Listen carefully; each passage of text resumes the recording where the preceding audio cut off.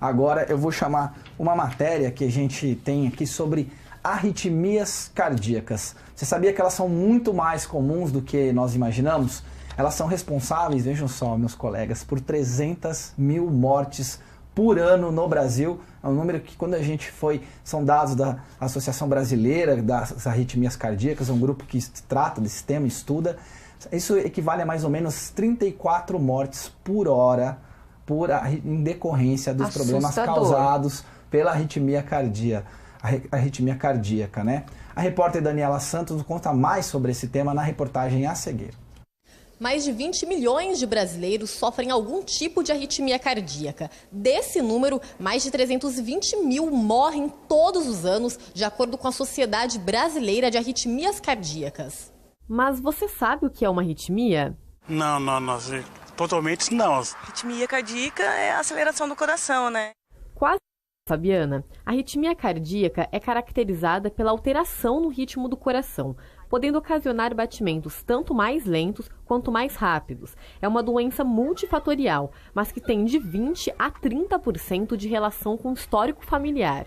Existem vários tipos de arritmia, mas o importante a gente separar são as arritmias simples das arritmias complexas. O que significa isso? Existem arritmias que todo mundo pode ter e não envolve risco de morrer subitamente. Essas a gente considera arritmias simples. E existem arritmias que nós consideramos malignas, por quê? Porque elas são graves e, se não forem tratadas, elas podem causar desmaio e até a morte súbita.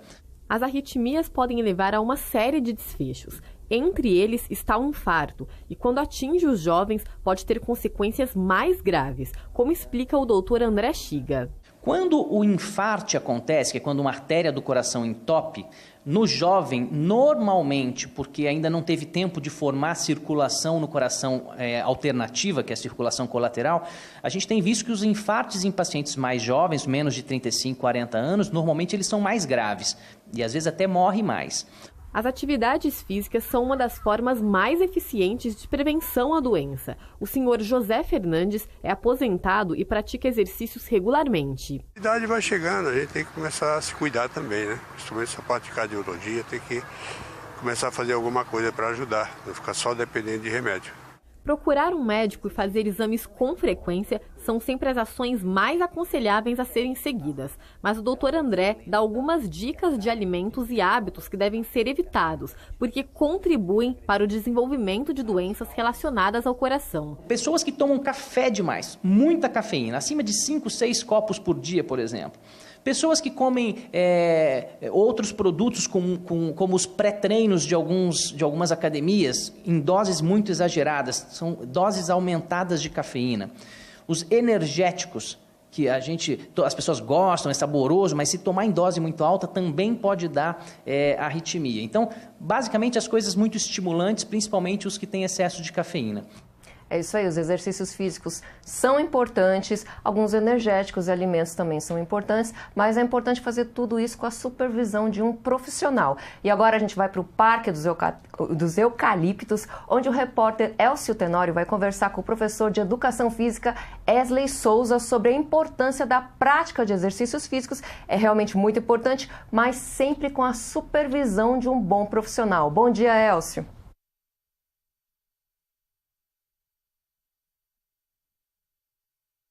Bom dia, Cibele e Elton, bom dia a todos. Pois é, segundo dados de uma pesquisa recente realizada pela Secretaria de Estado da Saúde de São Paulo, 1 em cada 7 paulistas pratica atividade física sem o acompanhamento de um profissional capacitado. A prática de exercícios físicos é recomendada a todos aqueles que desejam manter uma vida saudável.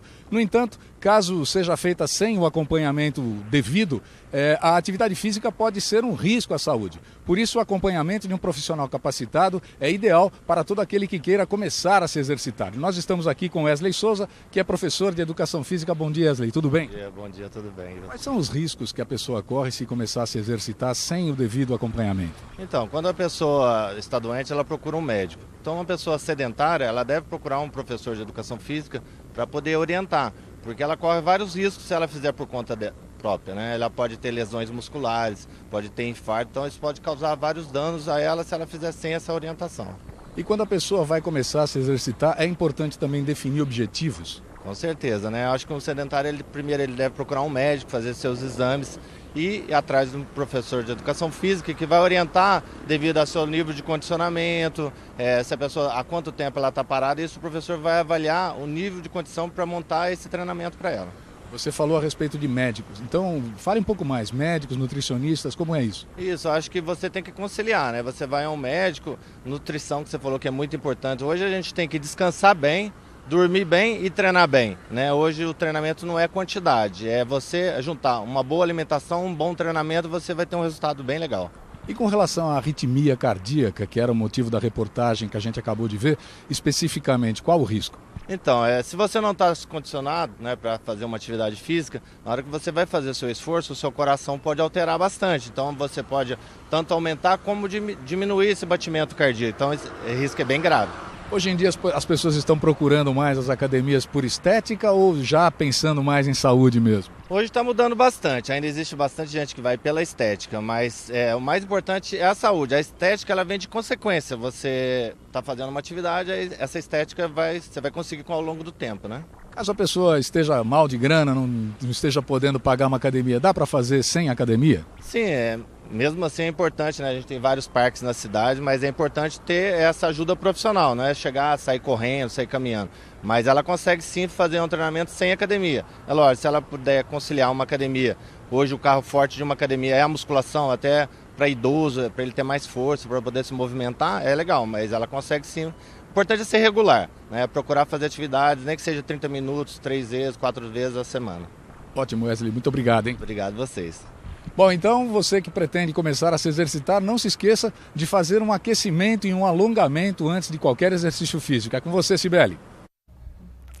Eu acho que eu não sou a melhor pessoa para comentar sobre esse assunto. Eu ia citar o caso da Cibele aqui, viu, Elcio? Que corre aí 12 quilômetros todos os dias, mas deixa pra lá, né? Ela tá com supervisão, ela tem supervisão de um profissional.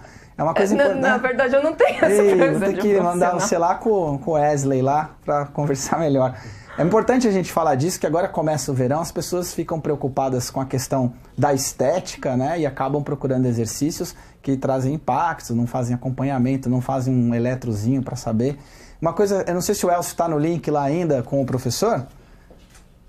Tá, eu queria perguntar, porque às vezes uma coisa a gente estava conversando aqui, o Márcio que também já correu bastante, você às vezes tem uma atividade física regular por um tempo, depois fica anos sem praticar, e aí volta e quer ter aquela mesma intensidade, porque eu estava acostumado, só que o corpo da gente também muda, né, com a idade e outros fatores. Mesmo aquela pessoa que já fez bastante exercício físico, como é que é essa retomada, essa volta? Também é importante procurar orientação de profissional e passar por algum tipo de exame médico? O Elton está te fazendo uma pergunta, ele diz o seguinte: uma pessoa que já tenha tido no passado muita atividade física, andava condicionado, mas que ficou afastado por um longo tempo, essa pessoa ela está apta a voltar sem orientação ou ela também depende de uma orientação? Não, com certeza ela depende de uma orientação, né? Apesar dela já ter treinado muito no passado, normalmente até 30, 40 dias você já perdeu tudo que você conseguiu. Você vê atleta profissional mesmo, ele entra de férias 30 dias, ele tem que fazer toda uma readaptação. E inclusive às vezes esse é até perigoso, porque o atleta que já fez bastante atividade antes, né, anteriormente, quando ele volta ele acha que ele consegue fazer a mesma coisa do que ele fazia no passado, e hoje o condicionamento dele é o mesmo. Então ele é legal procurar um professor, uma pessoa especializada para orientar nesse treinamento. Elton. Muito bem, é isso aí. Muito obrigado pela entrevista. Obrigado aí, ó, Elcio. Elcio que era nadador, Elcio, vai voltando, volta devagar aí, viu? Tá aí, muito bem, gente. Cibele, cuidado. Tem que tomar cuidado, mas não sei, eu acho que de repente eu posso ser repreendida pelo Wesley, que é o professor de educação física, mas eu acho importante a gente também prestar atenção no nosso corpo, nas dores que a gente começa a sentir quando volta a correr, dores no joelho, às vezes dores no diafragma, às vezes uma respiração assim muito descompassada. Eu acho que é importante a gente sempre prestar atenção nesses sinais também, que isso pode ser indicativo de alguma coisa importante, né?